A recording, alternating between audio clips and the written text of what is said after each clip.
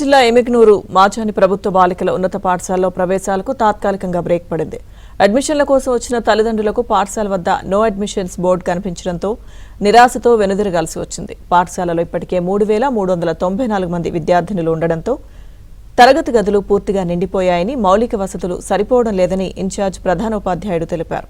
పాఠశాలలో అత్యుత్తమ ఫలితాలు, క్రమశిక్షణ, ఎన్సీసీ, స్కాట్స్ వంటి ప్రత్యేకతల కారణంగా 4 మండలాల నుంచి ప్రవేశాలకు భారీ డిమాండ్ ఏర్పడిందని ఆయన చెప్పారు. భవిష్యత్తులో మరిన్ని తరగతి గదులు, మౌలిక వసతులు కల్పిస్తే మరింత మంది విద్యార్థినులకు అవకాశం కల్పించవచ్చని తెలిపారు.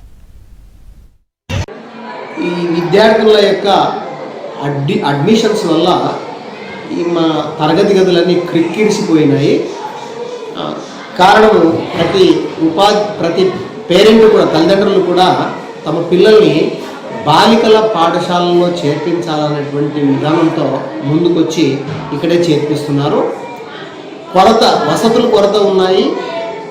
మరి పిల్లల్ని ఇక్కడ చేర్పించుకోవడానికి కుదరదన్నా కూడా మరి పిల్లల్ని అలాగే తీసుకొచ్చి చేర్పిస్తున్నారు. అందుకు గాను ఈరోజు మేము నో అడ్మిషన్స్ బోర్డు పెట్టడం జరిగింది. ఇంకా